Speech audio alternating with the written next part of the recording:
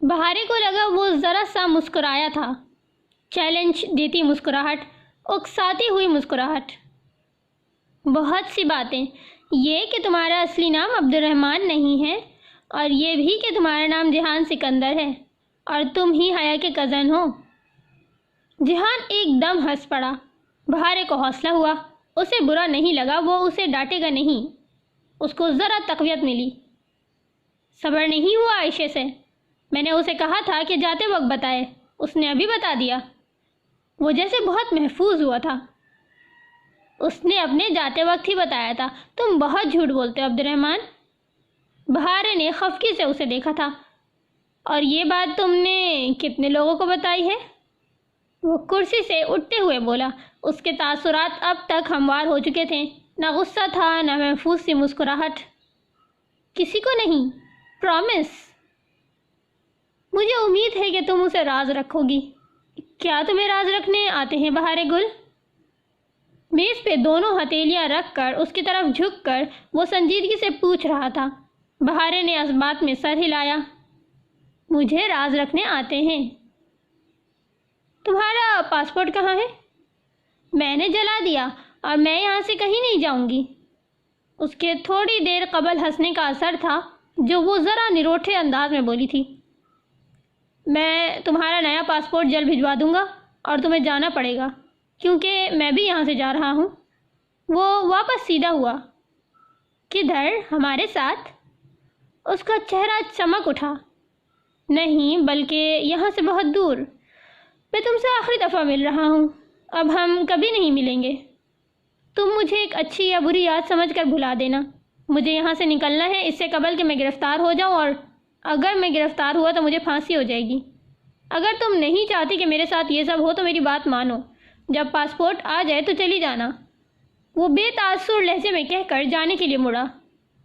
مگر تم کہاں جا رہے ہو؟ وہ پریشانی سے کہہ اٹھی۔ جہان نے گردن موڑ کر اسے دیکھا۔ میں جہاں بھی جا رہا ہوں اس کے بارے میں تمہیں عائشہ آنے یا پاشا بے کو نہیں بتا سکتا، اس لیے یہ سوال مت کرو۔ کیا تم نے کسی کو نہیں بتایا کہ تم کہاں جا رہے ہو؟ وہ آنسو روکنے کی کوشش کرتے ہوئے بمشکل بول پائی تھی۔ میں نے آنے سے کچھ دن پہلے حیا کو بتا دیا تھا۔ اسے معلوم ہے کہ میں کدھر جا رہا ہوں۔ اسے راز رکھنے آتے ہیں۔ وہ کہہ کر دروازہ کھولتا باہر نکل گیا۔ بہارے گل باہر بھاگ کر آئی۔ بھیگی آنکھوں سے اس نے اپنے عبد الرحمن کو بیرونی دروازہ پار کرتے دیکھا۔ یہ خیال کہ وہ اسے آخری دفعہ دیکھ رہی ہے بہت اذیت ناک تھا۔ آنسو ٹپ ٹپ اس کے چہرے پہ لڑکنے لگے۔ آج پہلی دفعہ اسے یقین آیا تھا کہ وہ آخری دفعہ عبد الرحمن کو دیکھ رہی ہے، مگر بہت جلد وہ غلط ثابت ہونے والی تھی۔ اسکرین کی روشنی اس کے سفید پڑتے چہرے کو بھٹکا رہی تھی۔ وہ سانس روکے یک ٹک اس منظر کو دیکھ رہی تھی جو اس کے سامنے چل رہا تھا۔ وہ ایک کمرے کا منظر تھا۔ نفاست سے بنا بیڈ، کھڑکی کے آگے گرے پردے، کیمرہ کسی اونچی جگہ پہ رکھا تھا۔ کیونکہ اسے سامنے رائٹنگ ٹیبل کی خالی کرسی نظر آ رہی تھی، کیمرہ یقیناً کمپیوٹر مانیٹر کے اوپر رکھا گیا تھا۔ مانیٹر نظر نہیں آ رہا تھا مگر وہ جانتی تھی کہ یہاں کمپیوٹر ہی رکھا ہوتا ہے۔ وہ کمرہ پہلے کئی بار دیکھ چکی تھی۔ کمرے نے اسے نہیں چونکایا تھا، اس شخص نے چونکایا تھا جو ابھی ابھی کرسی پہ آ کر بیٹھا تھا۔ میں امید کرتا ہوں مادام آپ وہ پہلی اور آخری شخصیت ہوں گی جو اس فائل کو کھول پائیں گی۔ اس کے ہاتھ میں مونگ پھلی کا پیکٹ تھا جسے کھولتے ہوئے وہ مخاطب تھا۔ کس سے؟ یقیناً حیا سے۔ وہ سانس روکے اسے دیکھے گئی۔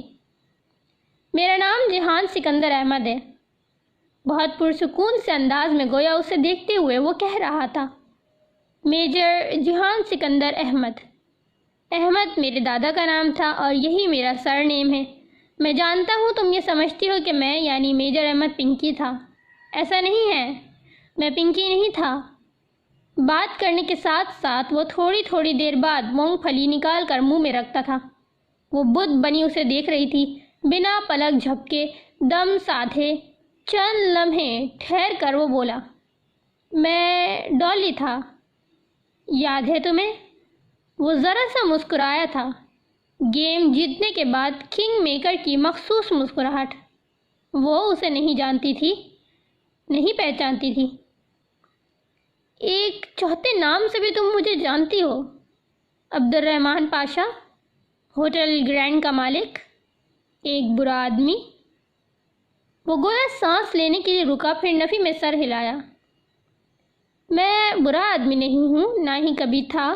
میں چاہتا تھا کہ تم مجھے خود تلاش کرو، مجھے خود ڈھونڈو، مجھے ڈسکور کرو۔ بہت بار میں نے تمہیں بتانے کی کوشش کی مگر تم نہیں سمجھ سکیں، میں نے چاہا کہ میں تمہیں خود بتا دوں۔ وہ اب ٹیک لگا کر کرسی پہ بیٹھا، جیسے یاد کر کے سوچ سوچ کر بول رہا تھا۔ اس کی نگاہیں دور کسی غیر مرئی نقطے پہ جمی تھی۔ وہ بالکل سانس روکے دم سادے اسے دیکھ رہی تھی۔ یہ اس کی زندگی کا سب سے بڑا سرپرائز تھا۔ میں نے تمہیں سب کچھ ڈائریکٹلی اس لیے نہیں بتایا کیونکہ میں کبھی اتنی آسانی سے، اتنے صاف لفظوں میں کسی کو کچھ نہیں کہا کرتا۔ میرے پیشے کا بھی یہی تقاضا ہے، اور میں نے اپنی عمر کا ایک بڑا حصہ انفارمیشن کو انکوڈ اور ڈی کوڈ کرنے میں صرف کیا ہے۔ اسی لیے میں نے ایک پزل ترتیب دیا، ایک ٹریجر ہنٹ، اور تم اسے حل کر لو گی، یہ میں جانتا ہوں۔ کب کرو گی؟ تب میں کہاں ہوں گا، زندہ بھی ہوں گا یا نہیں، باہر ہوں گا یا پھر جیل میں، میں نہیں جانتا۔ بس اتنا جانتا ہوں کہ تم اسے حل کر لو گی۔ جولائی کی گرمی میں ہی اس کے ہاتھ پیر برف بن رہے تھے۔ وہ پلکیں بالکل بھی نہیں جھپک پا رہی تھی۔ وہ بس اسکرین کو دیکھ رہی تھی، ایسے جیسے اس نے کبھی اسے نہ دیکھا ہو۔ وہ واقعی پہلی دفعہ اس شخص سے مل رہی تھی۔ جب تک انسان کسی دوسری کی جگہ پہ کھڑا نہیں ہوتا، وہ نہیں جان پاتا کہ اصل کہانی کیا ہے۔ ایک ہی روایت میں اگر راوی اور مروی کی جگہ بدل دیں تو سارا قصہ ہی بدل کر رہ جاتا ہے۔ پچھلے چند ماہ میں تمہاری زندگی کی کہانی کا حصہ رہا ہوں۔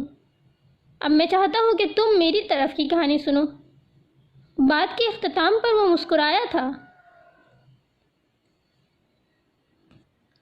اسے کہتے ہیں اپنی کہانیوں کو ساپ کرنا، رائٹ یو ایڈیٹ۔ بے اختیار اس کے لبوں سے نکلا تھا۔ وہ ابھی تک پلکیں نہیں جھپک پا رہی تھی۔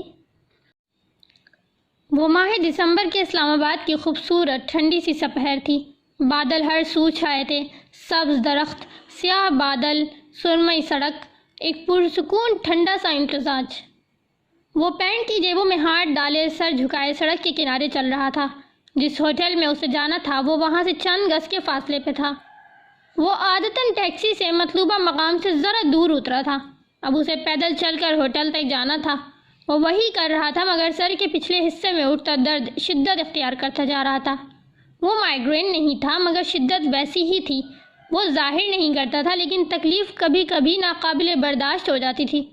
یہ الگ بات تھی کہ ابھی اس کی ذہنی اذیت کا بڑا سبب ممی کی باتیں بنی ہوئی تھیں جو صبح سے اس کے دماغ میں گھوم رہی تھیں۔ جب ممی غصے سے اسے جہان سکندر کہہ کر مخاطب کرتی تو اس کا مطلب یہ ہوتا تھا کہ اب اگر وہ بات نہیں مانے گا تو وہ ہرٹ ہوں گی۔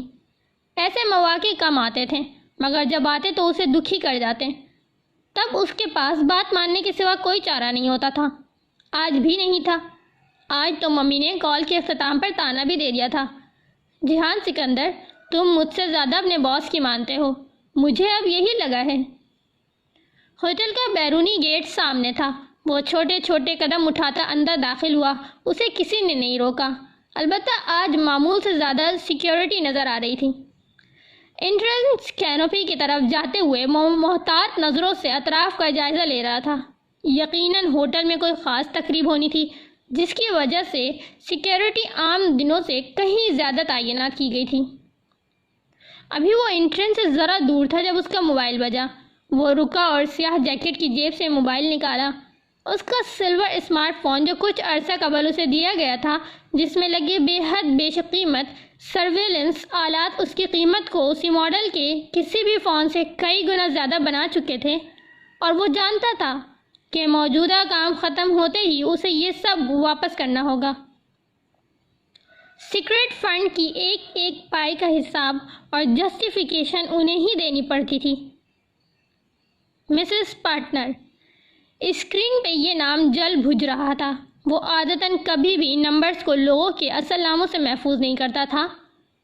حماد پارٹنر کے نام سے اور اس کی منگیتر ثانیہ جو ان کے ساتھ ہی کام کرتی تھی مسز پارٹنر کے نام سے اس کے فون میں موجود تھی۔ ہیلو، اس نے فون کان سے لگایا۔ پہلے دوسرے کو بولنے کا موقع دینا بھی اس کی عادت بن چکی تھی، بہت سی عادات جو ان 12 سالوں نے اسے دی تھی۔ تم کہاں ہو؟ میں لابی میں تمہارا انتظار کر رہی ہوں۔ بس آ رہا ہوں۔ اس نے موبائل بند کر کے جیکٹ کی جیب میں رکھا اور داخلی دروازے تک آیا۔ گارڈ نے کافی رکھائی سے اس سے شناخت طلب کی۔ آج واقعی حد سے زیادہ سختی تھی، ایسے مواقع پہ جو کم ہی آتے تھے۔ وہ اپنی اصل شناخت ہی دکھایا کرتا تھا۔ اس نے اندرونی جیب سے والیٹ نکالا، اسے کھولا اور اندر والیٹ کے خانے میں پلاسٹک کور میں مقید کارڈ کچھ اس طرح سے سامنے کیا کہ اس کا انگوٹھا اس کے نام کو چھپا گیا، مگر تصویر، ایجنسی کا 6 حرفی مخفف اور وہ مشہور زمانہ پھول بوٹوں سے مزید 4 چوکھٹوں کا نشان واضح تھا۔ گارڈ کی تنی آئیبرو سیدھی ہوئیں، ایڑیاں خود بخود مل گئیں اور سر کہتے ہوئے اس نے ذرا پیچھے ہٹ کر راستہ دیا۔ وہ سپاٹ چہرے کے ساتھ والیٹ واپس رکھتا اندر کی جانب بڑھ گیا۔ کبھی کبھی جب وہ پاکستان میں ہوتا تھا تو یہ عیش اسے بہت اچھے لگتے تھے۔ لابی میں داخل ہوتے ہی اس نے بنا گردن گھمائے بس نگاہوں سے چھت، فانوس اور دیواروں کے کونوں میں لگے سیکیورٹی کیمروں کا جائزہ لیا۔ کتنے کیمرے تھے، ان کا رخ کیا تھا، ڈیوٹی پہ کتنے گارڈز موجود تھے، اگر آگ لگ جائے یا ایمرجنسی ہو جائے تو فائر ایگزٹ کس طرف تھی، اور اس جیسی بہت سی باریکیوں کو جانچ کر وہ لابی میں ایک طرف لگے صوفوں کی جانب بڑھ گیا، جدھر ایک صوفے پہ ثانیہ بیٹھی تھی۔ اس نے سیاہ سفید دھاریوں والی شلوار قمیض پہ بلیک سویٹر پہن رکھا تھا، گلے میں دوپٹہ، گہرے بھورے بالوں کی اونچی پونی اور اپنے مخصوص انداز میں ٹانگ پہ ٹانگ رکھے بیٹھی ثانیہ اسے اپنی طرف متوجہ پا کر شناسائی سے مسکرائی تھی۔ وہ اس کی ایک بہت اچھی دوست تھی، اس سے جونیئر تھی، مگر حماد کی فیملی سے گہرے تعلقات کے باعث وہ ایک دوسرے کو بہت اچھی طرح جانتے تھے۔ وہ بھی جواباً ہلکے سے مسکرا کر اس کی طرف آیا۔ وہ 2 صوفے آمنے سامنے لگے تھے۔ درمیان میں چھوٹی میز تھی جس پہ ثانیہ کا سیاہ پاؤچ رکھا تھا۔ ایک قدرے بڑا پرس بھی ساتھ ہی پڑا تھا۔ وہ قریب آیا تو ثانیہ اٹھ کھڑی ہوئی۔ السلام علیکم، کیسے ہو اور کب سے ہو ادھر؟ وعلیکم السلام، فائن تھینکس، زیادہ دن نہیں ہوئے، کام سے آیا تھا۔ مقابل صوفے پہ بیٹھتے ہوئے اس نے بتایا۔ وہ کتنے دنوں سے اسلام آباد میں تھا، تعداد اس نے نہیں بتائی۔ دوسرے آپ کے بارے میں جتنا کم جانے اتنا ہی اچھا ہوتا ہے۔ وہ تو مجھے اندازہ تھا۔ تمہارا کام؟ اس نے بیٹھتے ہوئے آئیبرو سے سیاہ پاؤچ کی طرف اشارہ کیا۔ جہان نے اس بات میں سر ہلا دیا۔ جتنا کر سکی کر دیا۔ تمہاری معلومات ٹھیک تھیں۔ وہ سفارت خانے کی کار استعمال نہیں کرتی۔ اب اس کے سامنے بیٹھی وہ اسے دھیمی آواز میں امریکی سفارت خانے کی 2nd سیکریٹری کے بارے میں بتا رہی تھی، جو ویزا سیکشن کی ہیڈ تھی اور بھارتی نژاد امریکی شہری تھی۔ اسے سفارت خانے کی 2nd سیکریٹری کے متعلق چند معلومات درکار تھیں، وہ بھی بہت جلد۔ اس لیے اس نے صبح ثانیہ کو فون کیا تھا۔ ثانیہ تمام ضروری چیزیں لے آئی تھی اور اب زبانی بریفنگ دے رہی تھی۔ You know what؟ وہ امریکی سفارت خانے کی ان گاڑیوں میں سے کوئی استعمال نہیں کرتی جو ہر وقت اسلام آباد میں گردش کرتی رہتی ہیں۔ ویسے ان گاڑیوں کی تعداد قریباً 150 ہے۔ 140، اس نے ہلکی سی مسکراہٹ کے ساتھ تصحیح کی۔ ثانیہ سر ہلا کر رہ گئی، وہ ہمیشہ اس سے زیادہ باخبر رہتا تھا۔ بہرحال وہ ان میں سے کسی گاڑی پہ سفر نہیں کرتی، کیونکہ اس کو ایک جگہ یہ کہتے سنا گیا ہے کہ اگر ان 140 گاڑیوں میں سے کسی ایک کا دروازہ بھی کھلے تو ایمبیسی کو خبر ہو جاتی ہے۔ اس لیے اسے ایمبیسی کی گاڑیوں سے چڑ ہے، اور یہ بھی کہ ان کی اتنی سیکیورٹی سے ڈی سی میں نہیں ہوتی جتنی اسلام آباد میں ہوتی ہے۔ اس کے باوجود امریکی سفارتکار خود کہہ کر اپنی پوسٹنگ اسلام آباد میں کرواتے ہیں۔ کراچی سے بھاگتے ہیں مگر اسلام آباد تو ان کے لیے جنت ہے۔ چند منٹ وہ دونوں سفارت خانے کے بارے میں باتیں کرتے رہے، نام لیے بغیر، بے ضرر سی باتیں۔ پھر لمحے بھر کو جب وہ دونوں خاموش ہو گئے تو ثانیہ نے موضوع بدل دیا۔ کوئی اور کام بھی ہے اسلام آباد میں؟ اس نے سرسری سے پوچھا مگر وہ جانتا تھا وہ کس طرف اشارہ کر رہی ہے۔ ہاں، 2 دن بعد میرے کزن کی مہندی ہے اور ممی چاہتی ہیں کہ میں وہ اٹینڈ کروں۔ اور تم کیا چاہتے ہو؟ وہ پتلیاں سکیڑے بغور اسے دیکھ رہی تھی، وہی تیکھا انداز جو ان کے ہم پیشہ افراد میں کثرت سے پایا جاتا تھا۔ مجھے نہیں معلوم، بس میں ان لوگوں سے نہیں ملنا چاہتا۔ ملو گے نہیں تو بات آگے کیسے بڑھے گی؟ تمہارا نکاح ہو چکا ہے تمہارے ماموں کے گھر، اس طرح اس بیچاری لڑکی کی زندگی تو مت لٹکاؤ، یا نبھاؤ یا چھوڑ دو۔ بات کے اختتام پر اس نے ذرا سے کندھے اچکائے۔ جہان نے زخمی نگاہوں سے اسے دیکھا۔ ثانیہ کے لیے یہ تبصرہ کرنا کتنا آسان۔ چھوڑ ہی تو نہیں سکتا، ممی بہت ہرٹ ہوں گی۔ ایک ہی تو صورت ہے کہ وہ اپنے بھائیوں کے ساتھ پھر سے ایک ہو جائیں۔ یہ راستہ میں کیسے بند کر دوں؟ تو پھر نبھاؤ۔ کتنے عرصے سے تم اس بات کو لٹکا رہے ہو؟ جا کر مل لو نا اپنے ماموں سے۔ میں ان کے گھر جاؤں، ان سے ملوں، ان کے ساتھ تعلقات پھر سے استوار کروں؟ میرا دل نہیں چاہتا یہ سب کرنے کو، اس نے بے بسی سے سر جھٹک کر کہا تھا۔ اپنے ملک میں اپنے دوستوں کے ساتھ بس یہی وہ مقام تھا جہاں وہ اپنے دل کی بات کہہ دیا کرتا تھا۔ دیکھو جہان، انسان اپنا کیا بہت جلد بھول جاتا ہے، وہ بھی بھول چکے ہوں گے۔ تم جاؤ اور ان کو ایک مثبت اشارہ دو، اس سے یہ وہ جان لیں گے کہ تم اور تمہاری ممی ان کے ساتھ رشتہ رکھنا چاہتے ہو۔ وہ تمہیں بہت اچھا ویلکم دیں گے۔ وہ کرسی پہ ذرا آگے ہو کر بیٹھی، گویا سمجھا رہی تھی مگر وہ سمجھنا نہیں چاہتا تھا۔ میں رشتہ نہیں نبھا پاؤں گا، میں کیوں ان کو دھوکہ دوں، کیوں ان کی بیٹی کے ساتھ زیادتی کروں؟ دیکھو، میں جھوٹ بول کر شادی نہیں کروں گا، اور سچ جاننے کے بعد وہ اپنی بیٹی سے میری شادی کبھی نہیں کریں گے۔ بات پھر وہی آ جائے گی کہ ممی ہرٹ ہوں گی۔ وہ شدید قسم کے مخمصے میں تھا، یا شاید وہ مسئلہ حل کرنا ہی نہیں چاہتا تھا۔ ضروری نہیں ہے کہ چیزیں ویسی ہی ہوں جیسے تم سوچ رہے ہو۔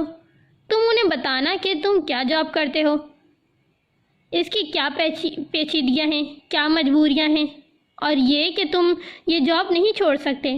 مجھے یقین ہے کہ انڈرسٹینڈ کریں گے۔ جہان نے نفی میں سر ہلایا۔ لابی میں پس منظر میں دھیما سا بجتا میوزک جیسے ایک دم سے بہت تلخ ہو گیا تھا۔ تم میرے ماموں کو نہیں جانتی، وہ ذرا سی بات پہ ایشو بنانے والے لوگ ہیں۔ وہ اس بات کو ایشو بنا لیں گے کہ ہم نے انہیں پہلے بے خبر کیوں رکھا، اتنے سال میں کبھی ان سے ملنے نہیں آیا، وغیرہ وغیرہ۔ اپنے تمام رویے، سب تلخ باتیں سب بھلا کر وہ پھر سے ممی پہ چڑھ دوڑیں گے، اور نتیجتاً ممی ہرٹ ہوں گی۔ میں ان کو مزید دکھی نہیں ہوتے دیکھ سکتا۔ اب میں کیا کروں، میرے سمجھ میں نہیں آ رہا۔ ثانیہ چند لمحے خاموشی سے اسے دیکھتی رہی، پھر آہستہ سے بولی، جہان، اگر ہر چیز بالکل ویسے ہو جیسے تم کہہ رہے ہو، اور وہ واقعی تمہاری ممی کو پھر سے ہرٹ کریں، تب بھی وہ اتنی مضبوط تو ہیں کہ بہادری سے مقابلہ کر سکیں، اور یہ بات تم اچھی طرح جانتے ہو۔ تم صرف اور صرف اپنے رویے کی صفائیاں دے رہے ہو، اصل وجہ یہ نہیں ہے۔ تم بتاؤ کیا ہے اصل وجہ؟ اس نے سنجیدگی سے ثانیہ کو دیکھتے ہوئے پوچھا۔ وہ جانتا تھا کہ وہ ٹھیک کہہ رہی تھی، پھر بھی وہ اس کے منہ سے سننا چاہتا تھا۔ اصل وجہ یہ نہیں ہے جو تم کہہ رہے ہو، کیونکہ میں تمہیں جانتی ہوں۔ مجھے یقین ہے کہ تم جب انہیں بتاؤ گے کہ تم صرف ایک آرمی آفیسر نہیں بلکہ ایک جاسوس بھی ہو، اور وہ اس پہ رد عمل ظاہر کریں، تب بھی تم آدھے گھنٹے میں انہیں مطمئن اور قائل کر لو گے۔ نہیں، میں انہیں نہیں قائل کر سکتا۔ وہ جانتے بوجھتے کبھی بھی اپنی بیٹی کی شادی کسی ایسے جاسوس سے نہیں کریں گے جس کی زندگی کا کوئی بھروسہ ہی نہیں ہو، جو ان کی بیٹی کے ساتھ نہ رہے بلکہ دور کسی دوسرے ملک میں کسی دوسرے نام کے ساتھ زندگی گزارے، جو وہاں مر بھی جائے تو مہینوں ان کی بیٹی کو پتہ نہ چلے کہ اس کی قبر کہاں ہے۔ اذیت سے کہتے ہوئے وہ کرسی پہ پیچھے کو ہوا۔ آنکھوں کے سامنے ایک روح کو زخمی کر دینے والا منظر پھر سے لہرایا تھا۔ انطاکیہ کے قدیم شہر میں اس بڑے سے دالان کے فوارے کے ساتھ کھڑا گھوڑا اور اس کی کمر پہ اوندھے منہ لادا گیا وہ وجود۔ اس نے سر جھکایا۔ ایسے کوئی بات نہیں ہے، یہ اصل وجہ نہیں ہے۔ تمہیں پتہ ہے تمہارا مسئلہ کیا ہے؟ قدرے خفگی سے کہتی وہ باہم ملی مٹھیاں میز پہ رکھتی ہوئی آگے ہوئی۔ تم اپنے ماموں سے ڈرتے ہو۔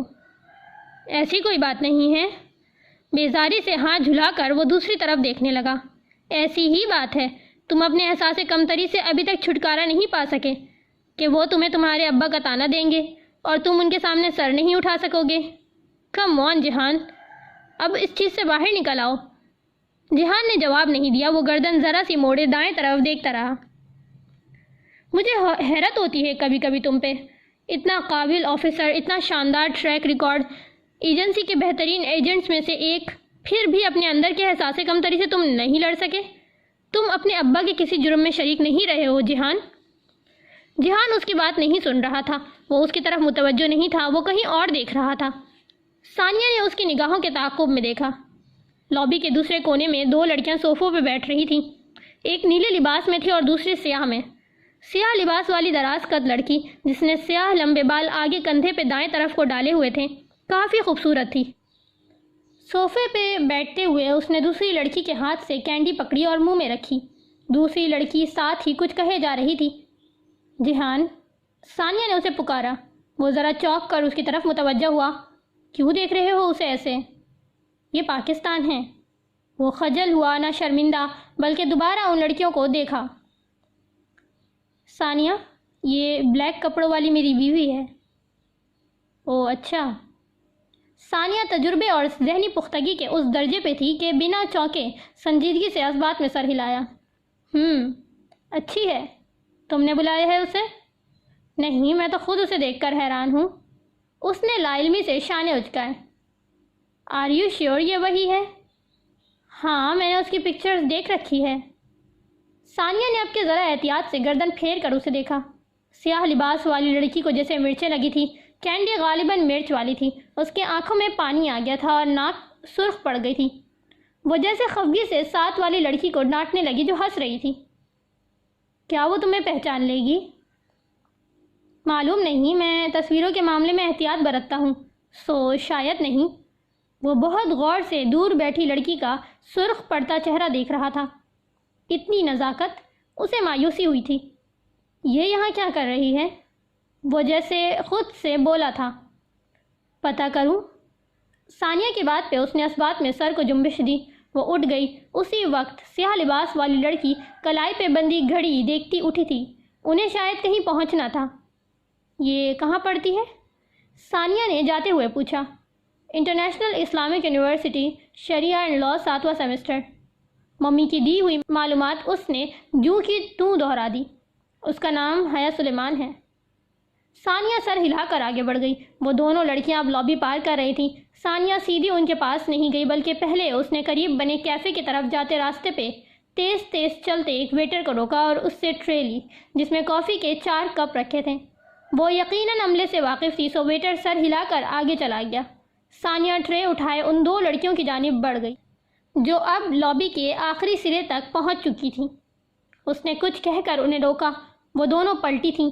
اتنی دور سے وہ ان کی گفتگو نہیں سن سکتا تھا، مگر ان کے تاثرات بخوبی دیکھ رہا تھا۔ ثانیہ نے ٹرے اسی لیے پکڑ رکھی تھی تاکہ وہ یہ تاثر دے سکے کہ وہ لابی کے قریب ہی بنے کیفے، جس میں سیلف سروس موجود تھی، سے اٹھ کر آئی ہے۔ اس کیفے کی انٹرنس پہ اگر آپ موجود ہوں تو لابی وہاں سے صاف نظر آتی ہے، اور ان سے بات کر کے وہ فوراً واپس جہان کی طرف آنے کے بجائے اندر کیفے میں چلی جائے گی، تاکہ وہ لڑکیاں اس طرف نہ دیکھ پائیں جہاں وہ بیٹھا تھا۔ سیاہ لباس والی لڑکی چھمبے سے نفی میں سر ہلاتی کچھ کہہ رہی تھی۔ ان سے کافی فاصلے پہ بیٹھا وہ انہیں دیکھ رہا تھا۔ دفتن اسے احساس ہوا کہ وہ اکیلا نہیں ہے، بلکہ دوسرے بھی بہت سے لوگ جو آس پاس سے گزر رہے تھے گردن موڑ کر ایک دفعہ اس پہ نگاہ ضرور ڈالتے تھے۔ اس نے قدرے بے چینی سے پہلو بدلا۔ اسے کیا برا لگا تھا وہ فیصلہ نہ کر سکا۔ چیریٹی لنچ ہے کوئی، اسی لیے آئی ہے۔ ثانیہ ان کو بھیجنے کے بعد کیفے میں چلی گئی تھی، اور اب جب کہ وہ لڑکیاں اندر جا چکی تھیں، وہ واپس آئی اور صوفے پہ بیٹھتے ہوئے بتانے لگی۔ اس نے اس بات میں سر ہلایا۔ غیر معمولی سیکیورٹی کی وجہ اس کی سمجھ میں آ گئی تھی۔ کیا بات ہوئی؟ وہ سرسری سے انداز میں پوچھنے لگا۔ بس وہی پرانا حربہ کہ آپ کو میں نے اصول الدین ڈپارٹمنٹ میں دیکھا تھا اور متوقع طور پر اس نے مجھے نہیں پہچانا۔ پھر میں نے پوچھ لیا کہ ادھر کس لیے آئی ہیں، سو اس نے بتا دیا۔ اچھی ہے ویسے۔ اس نے جواب نہیں دیا، وہ خاموشی سے بیٹھا رہا، کچھ اسے برا لگا تھا۔ پھر جاؤ گے آج اس کے گھر؟ ہاں جاؤں گا۔ اس نے اسبات میں سر ہلایا مگر وہ اچھا محسوس نہیں کر رہا تھا۔ اس عجیب اتفاق نے ایک دم بہت کچھ بدل دیا تھا۔ خالی ہاتھ مت جانا، کچھ لے کر جانا۔ میں ترکی سے ان کے لیے کچھ نہیں لایا، خالی ہاتھ ہی جاؤں گا۔ اچھا پھر کچھ خرید کے لے کے جانا، اچھا امپریشن پڑے گا۔ چلو چل کر کچھ کھاتے ہیں۔ وہ جیسے جان گئی تھی کہ اس کا موڈ اچھا نہیں ہے، سو اٹھتے ہوئے بولی۔ وہ خاموشی سے اٹھ کھڑا ہوا اور میز پہ رکھا سیاہ پاؤچ اٹھا کر جیکٹ کی جیب میں ڈال لیا۔ تم اپسیٹ لگ رہے ہو۔ نہیں بالکل نہیں۔ وہ زبردستی مسکرایا۔ تم سناؤ، کب تک تمہارا منگیتر دوبارہ مجھ جتنا ہینڈسم ہو جائے گا؟ چند سیشن مزید لگیں گے، برن کافی زیادہ تھا۔ بات کا رخ بدلنے پہ ثانیہ اسے حماد کے بارے میں بتانے لگی۔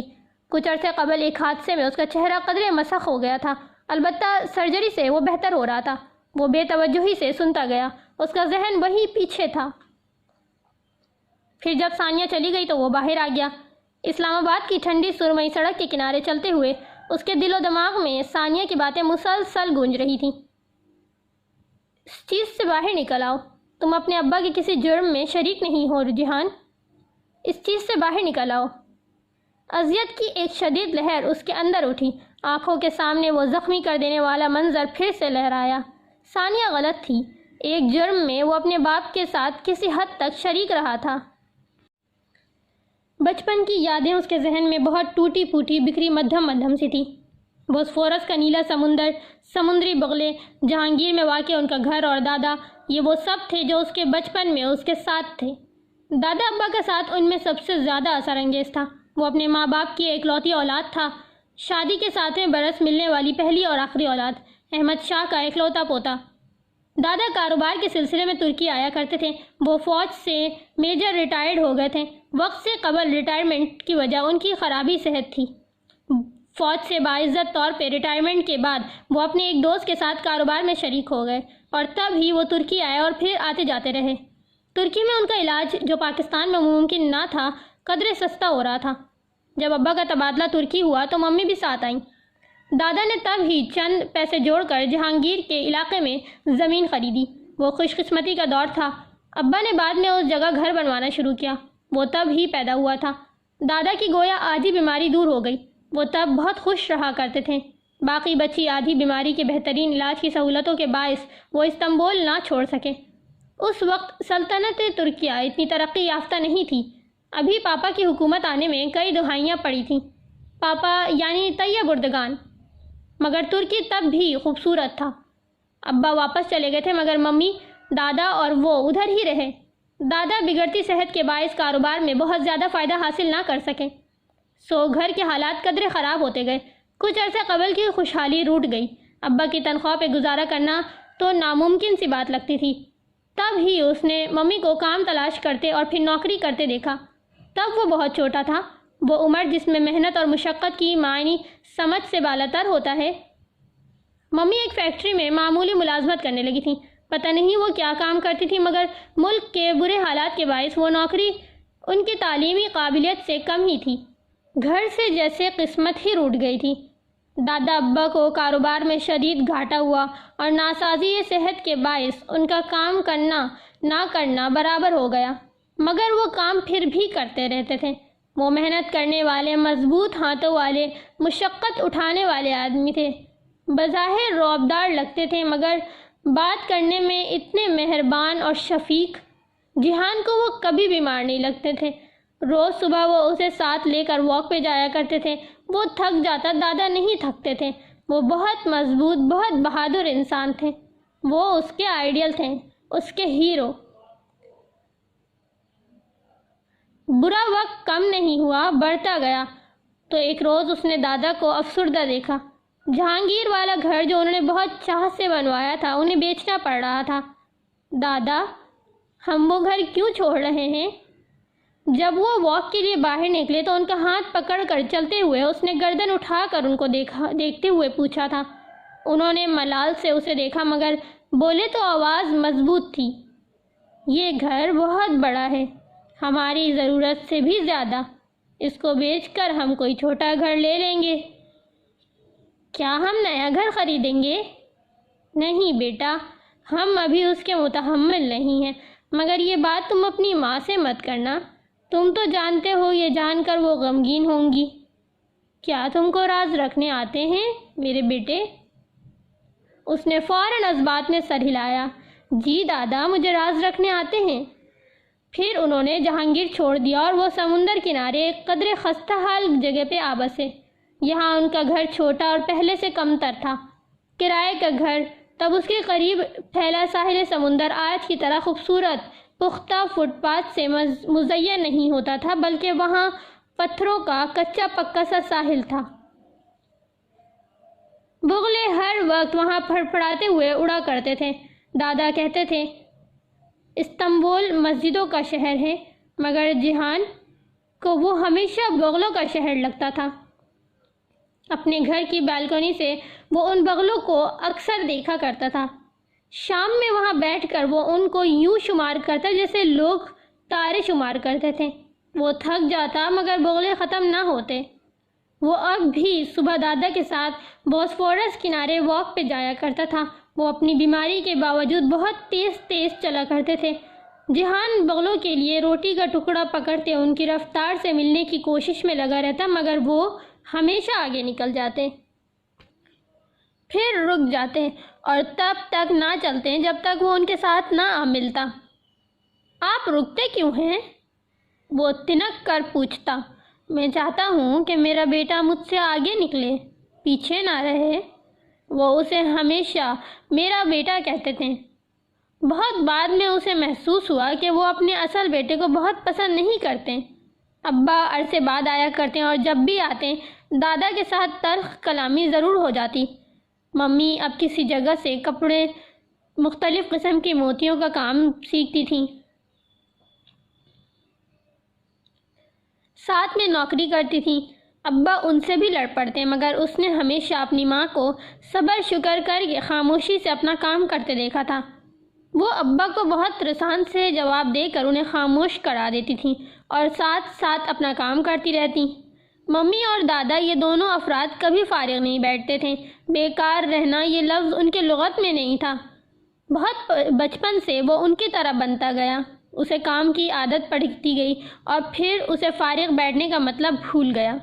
اسے بس اتنا معلوم تھا کہ وہ ورکنگ کلاس لوگ ہیں، انہیں ہر وقت کام کرتے رہنا چاہیے۔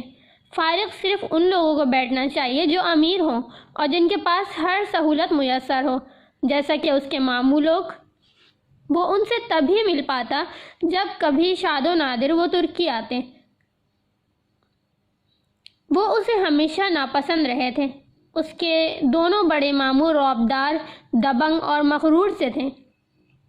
ان کے سامنے بیٹھ کر ہی لگتا کہ وہ بہت شاہانہ قسم کے لوگ ہیں، جبکہ وہ دادا اور ممی بہت غریب اور معمولی انسان ہیں۔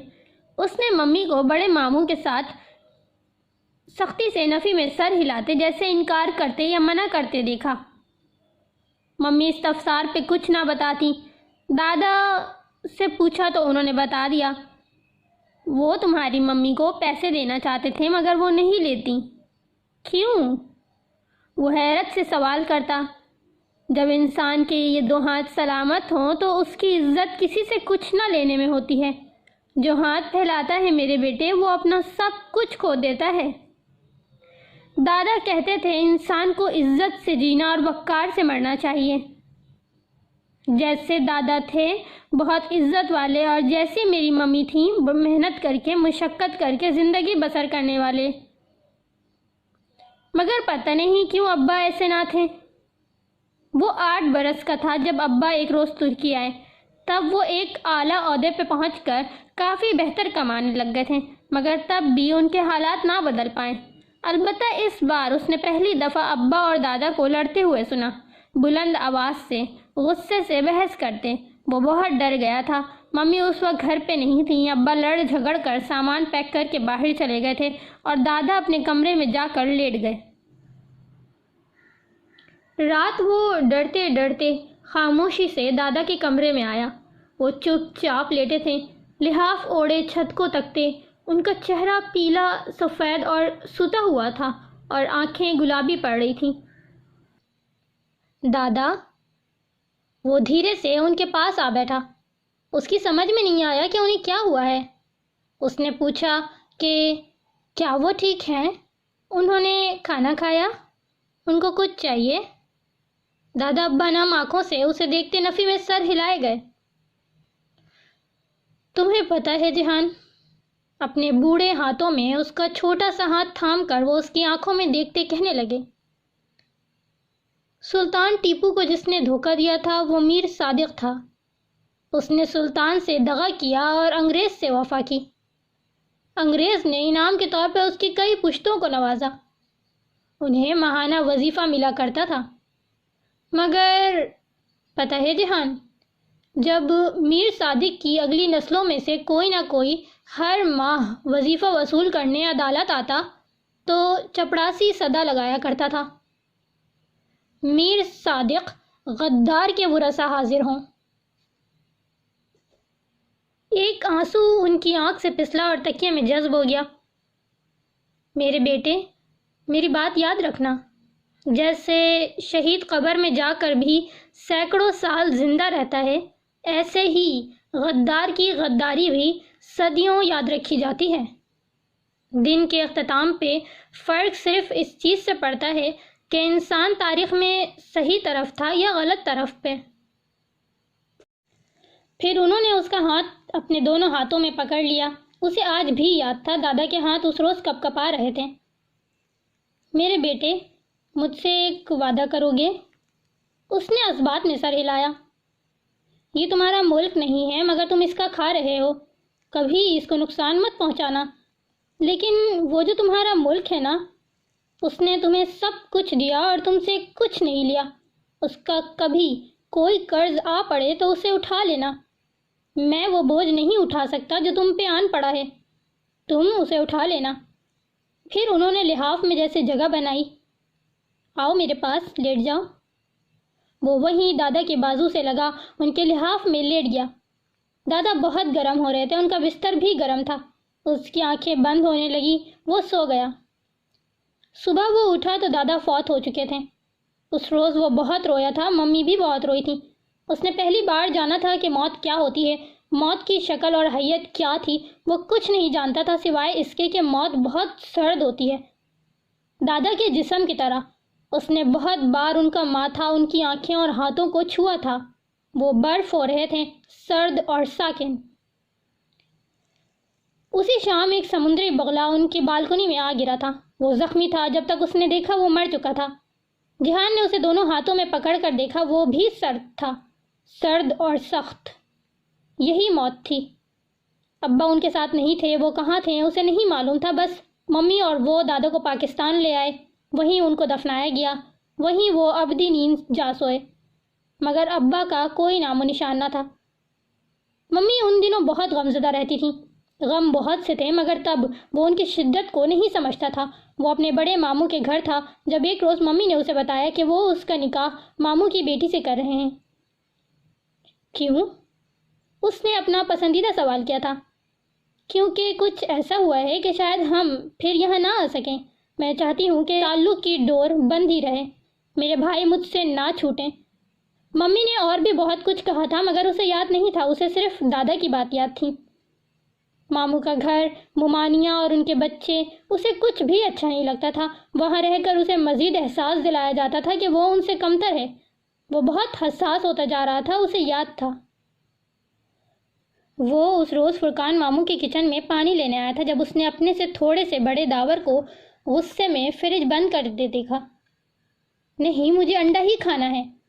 سائمہ ممانی اس کو اصرار کر کے منانے کی کوشش کر رہی تھی مگر وہ بگڑے انداز میں ضد کر رہا تھا۔ کیوں انڈے ختم ہو گئے ہیں؟ میرے لیے انڈے کیوں نہیں بچے؟ دفتن اس کی نگاہ دروازے میں کھڑے گہرے بھورے بالوں والے لڑکے پہ پڑی تو اس کی آنکھوں میں مزید غصہ در آیا۔ یہ لوگ ہمارے گھر کے سارے انڈے کھا جاتے ہیں، یہ کیوں آئے ہیں ہمارے گھر؟ بس کرو داور، کوفتوں میں ڈال دیے تھے اسی لیے ختم ہو گئے، میں منگوا دیتی ہوں ابھی۔ مومانی نے پتہ نہیں اسے دیکھا تھا یا نہیں مگر وہ فوراً پلٹ گیا۔ اسے اپنے اندر سے ایک ہلکی سی آواز آئی تھی جو انڈے کو ضرب لگا کر توڑنے کی ہوتی ہے، جو کسی کی عزت نفس مجروح کرنے کی ہوتی ہے۔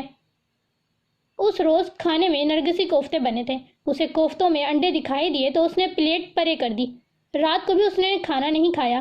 اس کا اب ماموں کے گھر کسی بھی شے کو کھانے کا دل نہیں چاہتا تھا، انڈے تو کبھی بھی نہیں۔ ممی رات کو بہت حیرت سے وجہ پوچھنے لگی تو اس نے صاف صاف وہ بتا دیا جو صبح ہوا تھا۔ ممی چپ ہو گئیں، پھر انہوں نے اسے توست اور ساتھ کچھ اور لا دیا۔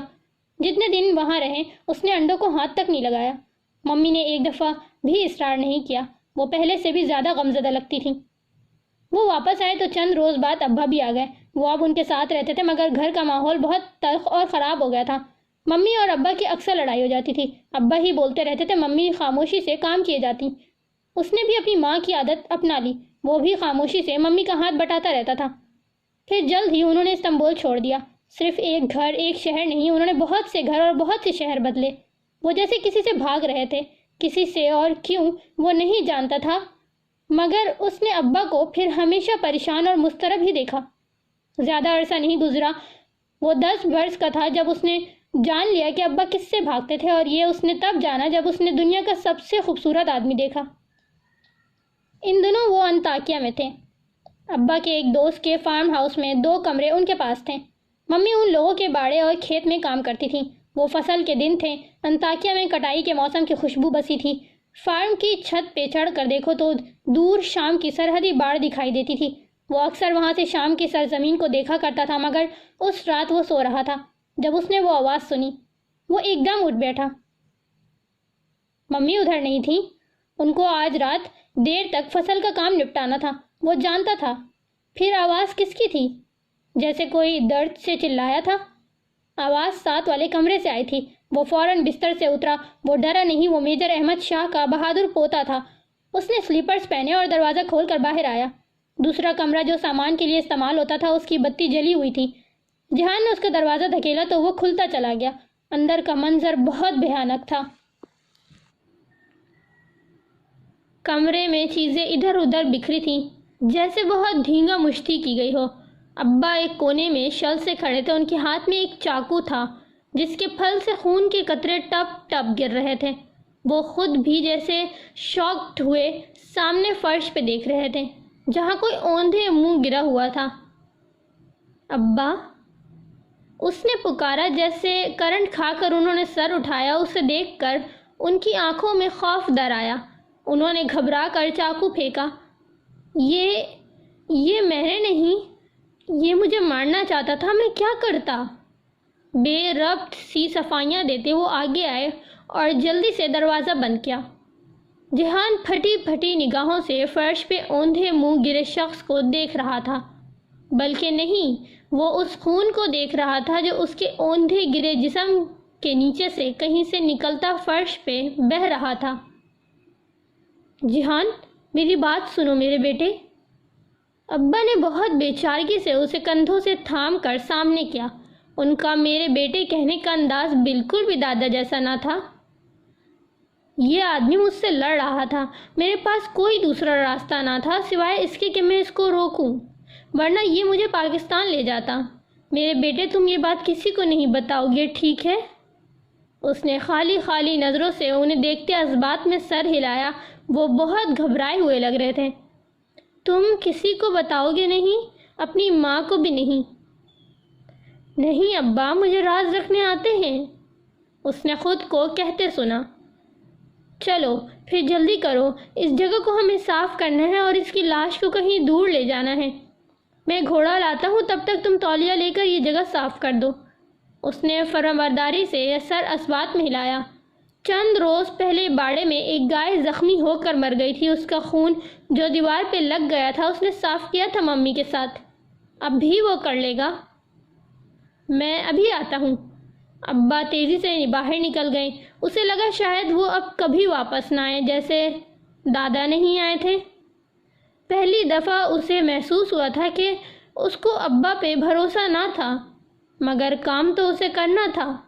وہ بھاگ کر 2-3 تولیے لے آیا اور پنجوں کے بل پکے فرش پہ جھکا خون صاف کرنے لگا۔ وہ باڑے کی گائے نہیں تھی، وہ کوئی انسان تھا، جیتا جاگتا وجود جو اب لاش بن چکا تھا۔ چند لمحے بعد ہی وہ شدید خوف کے زیر اثر آنے لگا۔ اس کے ہاتھوں میں لرزش آ گئی، مگر کام تو اسے کرنا تھا۔ کچھ ثانیے کے بعد کسی خیال کے تحت اس نے خون سے تر تولیہ چہرے کے قریب لے جا کر سونگھا، پھر ناک اس اوندھے منہ گرے وجود کے اوپر جھکا کر سانس اندر کو کھینچی۔ اس آدمی کے وجود سے خوشبو اٹھ رہی تھی، ایسی خوشبو جو اس نے کبھی نہیں سونگھی تھی۔ وہ خوشبو دھیرے دھیرے اس کا خوف زائل کر گئی۔ بہت زور لگا کر اس نے اس آدمی کو سیدھا کیا، پھر اس کے سینے پہ جہاں سے خون ابل رہا تھا تولیہ زور سے دبا کر رکھا۔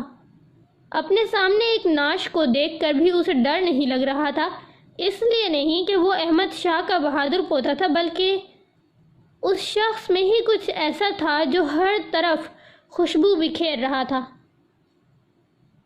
اس نے سیاہ پینٹ، سیاہ سویٹر اور سر پہ سیاہ اونی ٹوپی لے رکھی تھی۔ اس کا رنگ سرخ و سفید تھا۔ وہ بہت خوبصورت اور وجیح آدمی تھا۔ سیدھا کرنے پہ اس کی تھوڑی جو سینے سے جا لگی تھی ذرا اوپر کو ہو گئی، تو گردن پر پسینے کے قطرے نمایاں نظر آ رہے تھے۔ جہان نے اس کے ماتھے پہ ہاتھ رکھا۔ وہ گرم تھا، دادا کے جسم کی طرح ٹھنڈا نہیں، سخت نہیں، اکڑا ہوا بھی نہیں۔ وہ بہت نرم اور گرم تھا۔ کیا وہ واقعی مر چکا تھا؟ اسی اثنا میں ابا آ گئے۔ وہ اب پہلے سے زیادہ سنبھلے ہوئے لگ رہے تھے۔ اس کے زخم پہ ایک کپڑا کس کر باندھنے کے بعد ابا اسے گھسیٹتے ہوئے باہر لے گئے۔ وہاں ایک گھوڑا کھڑا تھا۔ اسے بمشکل گھوڑے پہ اوندھا لاد کر ابا نے باغ تھام لی، وہ بھی ساتھ ہو لیا۔ رات کا وقت تھا، ہر سو سناٹا تھا، محیط تاریکی۔ ابا فارم کی پچھلی طرف آ گئے۔ وہاں بڑے سے کچے صحن کے وسط میں ایک فوارہ بنا تھا۔ ابا 2 بیلچے کہیں سے لے آئے اور زمین کھودنے لگے۔ اس نے بھی بیلچہ تھام لیا۔ وہ ان کی مدد کرنے لگا۔ کافی دیر بعد جب گھڑا کھد گیا تو ابا نے اس لاش کو بمشکل اتار کر گھڑے میں ڈالا۔ ابا، کیا یہ مر چکا ہے؟ وہ متذبذب تھا، تبھی بول اٹھا۔ انہوں نے ذرا حیرت سے اسے دیکھا۔ ہاں، یہ مر چکا ہے، نہ سانس ہے نہ دھڑکن۔ یہ کون تھا ابا؟ مٹی ڈالتے ہوئے وہ لمحے بھر کو رکے، جیسے فیصلہ کر رہے ہوں کہ اس سے بتانا چاہیے یا نہیں، مگر پھر بتانے کا فیصلہ کر لیا۔ یہ ایک پاک اسپائی تھا اور مزید کوئی سوال نہیں۔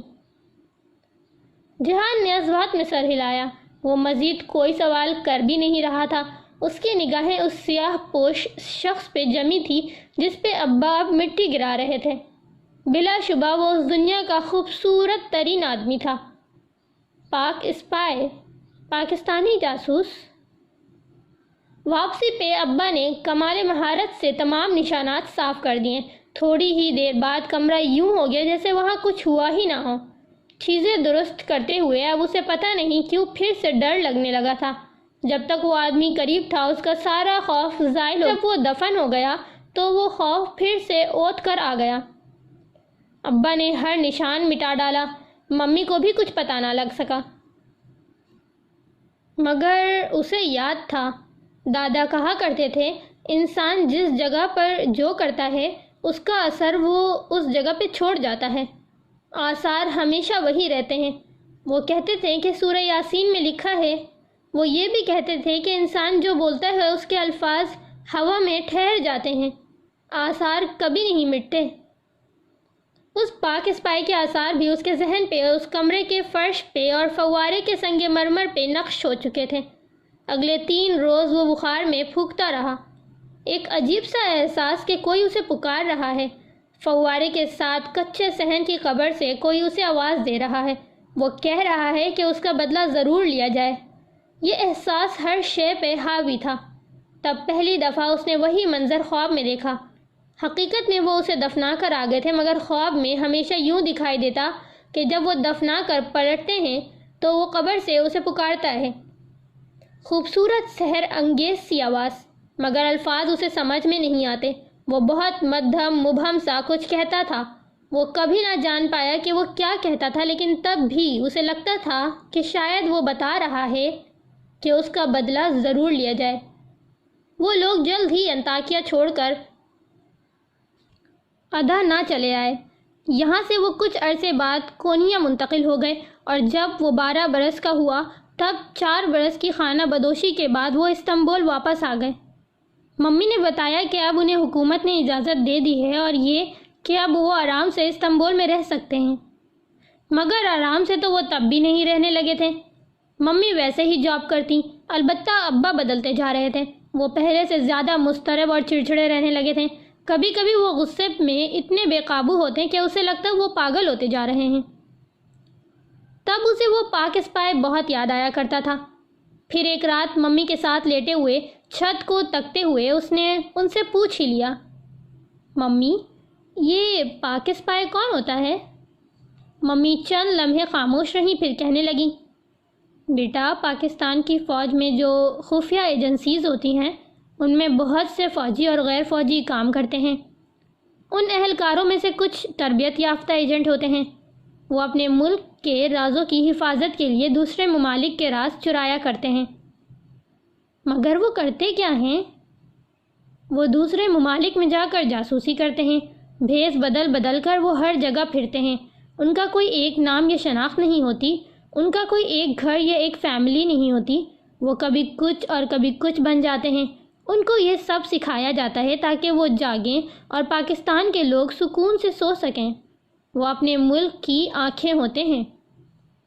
اور پھر ان کو کیا ملتا ہے؟ کچھ بھی نہیں، ممی نے گہری سانس لے کر کہا۔ جب کوئی وردی والا سپاہی محاذ پہ لڑتا ہے تو اگر وہ زندہ رہ جائے تو غازی کہلاتا ہے، جان قربان کر دے تو شہید۔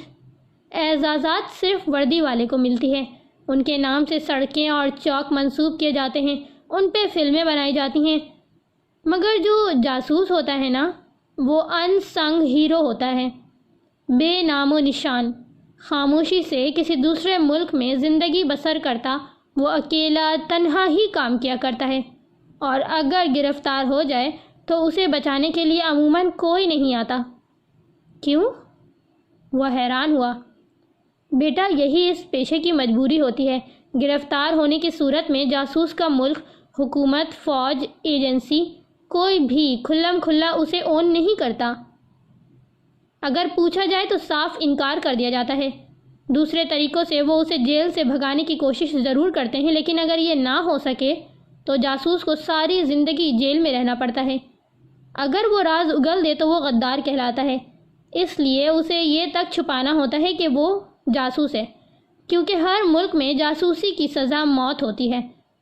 پھر اگر اس پہ جاسوسی ثابت ہو جائے تو اسے مار دیا جاتا ہے اور اس کی لاش کہیں بے نام و نشان دفن کر دی جاتی ہے، یا کسی بھی طرح ڈسپوز آف کر دی جاتی ہے۔ اور بعض دفعہ کتنے ہی عرصے تک اس کے خاندان والوں کو بھی پتہ نہیں چلتا کہ وہ کہاں ہیں۔ اس کا جنازہ تک نہیں پڑھایا جاتا۔ اس کی آنکھوں کے سامنے انطاکیہ میں فوارے کے ساتھ کھودی گئی قبر گھوم گئی، بے نام و نشان قبر۔ پھر تو اس کو کچھ بھی نہ ملا ممی۔ بیٹا جو آدمی خود کو اس کام کے لیے پیش کرتا ہے وہ اس بات سے واقف ہوتا ہے کہ گرفتار ہونے یا دیار غیر میں مارے جانے کے بعد اس کے ساتھ کیا ہوگا۔ اس کو تاریخ کبھی ہیرو کے نام سے یاد نہیں کرے گی۔ اس کے ملک میں اس کی فائل پہ ٹاپ سیکرٹ یا کلاسیفائڈ کی مہر لگا کر بند کر دی جائے گی۔ وہ یہ سب جانتے بوجھتے بھی خود کو اس جاب کے لیے پیش کرتا ہے۔ پتہ ہے کیوں؟ کیوں؟ اس نے اپنا پسندیدہ سوال پھر سے دہرایا۔ کیونکہ بیٹا جو شخص اپنی جان کے ذریعے اللہ کی راہ میں لڑتا ہے اسے دنیا کے اعزازات اور تاریخ میں یاد رکھے جانے یا نہ رکھے جانے سے فرق نہیں پڑتا۔ اسے اس بات سے بھی فرق نہیں پڑتا کہ گرفتاری کی صورت میں سب اسے چھوڑ دیں گے اور موت کی صورت میں کوئی اس کا جنازہ بھی اٹھانے نہیں آئے گا۔ کیونکہ اسے اللہ تعالیٰ کی رضا چاہیے ہوتی ہے، اور جسے یہ مل جائے اسے اور کچھ نہیں چاہیے ہوتا۔ ممی اکثر اسے ایسی باتیں بتایا کرتی، پھر ایک دم چپ ہو جاتی اور پھر اپنی رو میں کہتی، اپنے ملک کے راز کبھی نہیں بیچنے چاہیے، انسان بھی کتنی تھوڑی قیمت پہ راضی ہو جاتا ہے۔ اس وقت ان کی آنکھوں میں ایک لو دیتی اذیت ہوتی۔ بہت عرصے بعد جہان کو اس تاثر کی وجہ سمجھ آئی تھی، اور یہ تب ہوا جب ان کی جدیسی سے پچھلی جدیسی میں رہنے والے ایک لڑکے حاقان نے اس پہ راہ چلتے فقرہ اچھالا کہ وہ پناہ گزین ہے، اور یہ کہ اس کا باپ ایک مفرور مجرم ہے۔ اس نے حاقان کو کچھ بھی نہیں کہا، مگر رات جب ممی سے پوچھا تو انہوں نے بتا دیا سب کچھ صاف صاف کہ کس طرح ابا سے غلطی ہوئی اور اس کی سزا وہ بھگت رہے تھے، جلا وطنی کی سزا، اور ترک حکومت نے رحم کھاتے ہوئے انہیں سیاسی پناہ بخشی تھی۔ تب اسے لگا وہ وظیفہ لینے والوں کی قطار میں عدالت میں کھڑا ہے اور چپراسی زور زور سے صدا لگا رہا ہے، سکندر شاہ غدار کے ورثاء حاضر ہوں۔ اس سب کے باوجود وہ ابا سے نفرت نہ کر سکا۔ وہ ان سے اتنی محبت کرتا تھا جتنی پہلے۔ ابا ویسے ہی اب بیمار رہنے لگے تھے۔ ممی کبھی کبھی ان کو ڈاکٹر کے پاس لے جایا کرتی تھی، مگر ان کے اخراجات، اس کی پڑھائی، ممی کو ڈبل شفٹ کام کرنا پڑتا تھا۔ رات میں کبھی کبھار وہ ممی کو لاؤنج میں پاؤں اوپر کر کے بیٹھے تلووں پہ بنے چھالوں پہ دوا لگاتے دیکھتا۔ ان کے ہاتھ سوئی، موتی، کپڑے، دھاگے اور قینچی سے آشنا ہو کر اب سخت پڑتے جا رہے تھے۔ تب وہ سوچتا تھا کہ وہ بہت محنت کر کے بہت امیر آدمی بنے گا تاکہ ممی کو کام نہ کرنا پڑے اور وہ انہیں جہانگیر والا گھر دوبارہ خرید کر دے سکے۔ مگر وہ وقت قوس قزح کی طرح دور چمکتا تو دکھائی دیتا، لیکن اگر وہ اس کے پیچھے بھاگتا تو وہ غائب ہو جاتا۔ ایک روز وہ اسکول سے آیا تو ممی اپنا زیور الٹ پلٹ کر دیکھ رہی تھی۔ ان کے چہرے کے افسردہ تاثرات کو دیکھتے ہوئے ان کے پاس آ بیٹھا۔ ممی، کیا آپ اپنا زیور بیچ دیں گی جیسے دادا نے جہانگیر والا گھر بیچا تھا؟ ممی بے دلی سے مسکرا دیں۔ چیزیں اسی لیے تو ہوتی ہیں، میں تمہارے ابا کے پیسے کو ہاتھ نہیں لگانا چاہتی جو بینک میں رکھا ہے اور جس نے ہم دونوں کو اپنے ملک کے سامنے شرمندہ کر دیا ہے، اس لیے زیور بیچ رہی ہوں۔ مگر تم یہ بات کسی کو نہیں بتاؤ گے، کیا تمہیں راز رکھنے آتے ہیں جہان؟ وہ اکثر دادا کو جہان سے یہ فقرہ کہتے سنتی تھی، اس لیے دہرایا تو اس نے پرملال مسکراہٹ کے ساتھ سر اس بات میں ہلا دیا۔ ممی نے زیور بیچ دیا۔ کچھ وقت کے لیے گزارا ہونے لگا، مگر پھر اس کا دل چاہنے لگا کہ وہ بھی کچھ کام کر کے پیسے کمائے تاکہ اس کی ماں کے ہاتھ نرم پڑ جائیں اور ان کے پیروں کے چھالے مٹ جائیں۔ یہی سوچ کر اس نے پچھلی جدیسی کے حاقان کے چچا کرامت کی ورک شاپ میں کام کرنے کے لیے خود کو پیش کر دیا۔ کرامت بے کا بیٹا علی کرامت اس کا کلاس فیلو بھی تھا، سو اس کو کام مل گیا۔ اسے راز رکھنے آتے تھے، سو یہ بات اس نے ممی سے راز رکھ لی۔ کرامت بے کی گاڑیوں کی ورک شاپ ان کے گھر کے ساتھ تھی، یعنی جہان کے گھر سے پچھلی گلی میں۔ جہان کا کمرہ بالائی منزل پہ تھا۔ اگر وہاں سے کھڑے ہو کر دیکھا جائے تو کرامت بے کا گھر اور ورک شاپ دونوں دکھائی دیتی تھی۔ ورک شاپ گلی کے بالکل نکڑ پہ تھی، اس سے آگے دوسری گلی میں مڑو تو کمرشل ایریا شروع ہو جاتا تھا۔ ایک روز ممی نے اس کے کمرے کی کھڑکی سے جھانکا تو ورک شاپ میں ہاتھ منہ کالا کیے کام کرتا نظر آ گیا۔ یہ وہ وقت تھا جب وہ کھیلنے کے لیے اجازت لے کر جایا کرتا تھا اور ممی کو علم ہوتا کہ وہ علی کرامت کے گھر جا رہا ہے۔ آج ان کو پتہ لگ گیا کہ وہ اصل میں کہاں جاتا تھا۔ جب وہ گھر آیا تو انہوں نے ساری بات دہرا دی، مگر نہ اسے ڈانٹا نہ ہی خفا ہوئی۔ تم ورک شاپ میں کام کرو، اخبار بیچو یا پھولوں کے گلدستے بناؤ، کبھی ان کاموں میں اتنے پیسے نہیں کما سکو گے کہ اپنی پوری کتابیں بھی خرید سکو۔ اس کے باوجود میں تمہیں نہیں روکوں گی، میں اپنے بیٹے کو مضبوط اور محنتی دیکھنا چاہتی ہوں۔ اس نے ہمیشہ کی طرح اس بات میں سر ہلایا۔ کمائی نہ ہونے کے برابر تھی، مگر پھر بھی اسے کام کرنا اچھا لگتا تھا۔ اس نے ممی سے کہا کہ وہ بڑا ہو کر میکینک بنے گا۔ ممی خوب ہنسی۔ ابھی تم نے زندگی میں بہت کچھ دیکھنا ہے، بہت سے پیشے دیکھ کر تم کہو گے تمہیں وہی بننا ہے، لیکن اصل میں انسان کو وہی ہمیشہ بننا چاہیے جس کے مطابق اس کی صلاحیت ہو۔ ابھی یہ فیصلہ بہت دور ہے کہ تم کیا بنو گے۔ مگر تب بھی وہ جانتا تھا کہ وہ میکینک ہی بنے گا، یہی اس کی منزل تھی۔ پھر کبھی کبھی وہ خواب اسے ستاتا، وہ خواب جس نے ان برسوں میں کبھی اس کا پیچھا نہیں چھوڑا تھا، وہ پاک اسپائے اور اس کا روشن چہرہ۔ تب اس کی خواہش ہوتی تھی کہ وہ بھی اس جیسے ہی بنے، لیکن پھر وہ ڈر جاتا، معلوم نہیں کیوں۔ اس کا یہ خوف، یہ عجیب سا الجھن بھرا ڈر کب نکلا؟ شاید تب جب اس نے فریحہ سے دشمنی مول لی۔ فریحہ کرامت بے کی بھائی کی بیوی تھی، دراز قد، اسمارٹ، خوبصورت، سبز آنکھوں اور کندھوں تک گرتے اخروٹی بال۔ اس کا لباس، اس کا اٹھنا بیٹھنا، اس کے ناز و انداز، سب میں ایک شاہانہ سی جھلک ہوتی تھی۔ وہ بہت مغرور، بہت طرحدار سی تھی۔ اس کا بیٹا حاقان بھی اتنا ہی مغرور اور نکچڑا تھا۔ فریحہ کا شوہر ایقان معمولی صورت کا تھا، جبکہ کرامت بے کافی وجیح تھے۔ اسی لیے حاقان، جو عمر میں جہان سے 2 برس ہی بڑا تھا، ہر جگہ اپنی ماں کے حسن کے قصے سنایا کرتا تھا۔ وہ لوگ پیچھے سے عرب تھے، آپس میں عربی بولا کرتے تھے۔ ایک روز فریحہ ان کے اسکول آئی تو حاقان نے سب کے سامنے اپنی ماں کو گلاب کا پھول پیش کرتے ہوئے عربی میں کچھ کہا۔ انتا مرہ جمیلہ۔ اس نے علی کرامت سے مطلب پوچھا تو اس نے بتایا کہ مرہ جمیلہ بہت بہت بہت خوبصورت عورت کو کہتے ہیں۔ اسے انتا بھی بھول گیا، صرف مرہ جمیلہ ذہن پہ نقش رہ گیا۔ بے حد حسین عورت، مرہ جمیلہ۔ جب ممی اپنے زیور بیچ رہی تھی تو انہوں نے بتایا تھا کہ انہوں نے ایک نیکلس رکھ لیا ہے، وہ اسے نہیں بیچیں گی کیونکہ وہ اسے حیا کو دیں گی۔ تم ہمیشہ یاد رکھنا، میں تمہاری شادی اپنے بھائی کے گھر ہی کروں گی، اس لیے تمہیں استنبول میں کوئی لڑکی بھی بہت خوبصورت نہیں لگنی چاہیے، سن لیا تم نے؟ مگر فریحہ کافی خوبصورت تھی، اسے بھی اچھی لگی، لیکن اتنی بھی نہیں کہ وہ اسے مرہ جمیلہ ہی کہہ دے۔ حاقان سے اس کا جھگڑا گیم کے دوران ہوا تھا۔ ورک شاپ پہ کام ختم کر کے وہ جدیسی میں کھیلتے علی کرامت، حاقان اور دوسرے لڑکوں کے ساتھ شریک ہوا تھا۔ حاقان کو اعتراض تھا، مگر علی کرامت کا کہنا تھا کہ جب دوسرے آدھے گیم کے دوران شامل ہو سکتے ہیں تو جہان کیوں نہیں؟ اس کا اشارہ حاقان کی جانب تھا، جو گزشتہ روز اسی طرح شامل ہوا تھا۔ مجھ میں اور اس میں فرق ہے، میں حاقان ایقان ہوں اور یہ ایک پناہ گزین کی اولاد۔ جہان نے ہاتھ میں پکڑی سرخ گیند کھینچ کر اس کو دے ماری۔ اس نے بر وقت سر نیچے کر لیا، مگر پھر تن فن کرتے آگے بڑھا۔ تھوڑی سی مار کٹائی کے بعد لڑکوں نے انہیں چھڑا لیا۔ وہ وہاں سے یوں بکھرے کہ حاقان کا ہونٹ پھٹا ہوا تھا اور جہان کی نکسیر پھوٹی تھی۔ گھر آ کر اس نے چپ چاپ خون صاف کر لیا۔ اصل اذیت اس تانے کی تھی جو اسے دیا گیا تھا، جیسے منہ پہ چابک دے مارا ہو۔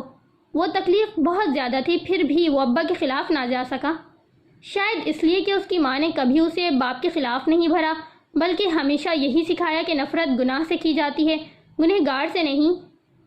حاقان نے البتہ چپ چاپ اپنا خون نہیں صاف کیا۔ اس کا ثبوت یہ تھا کہ فریحہ تن فن کرتی ان کے گھر آئی، بلند آواز اور رعونت سے اس کو بہت سی باتیں سنا کر گئی۔ اس کا شوہر کاروباری آدمی تھا اور مالی حالت کرامت بے سے اچھے تھے، اسے اسی پیسے کا غرور تھا۔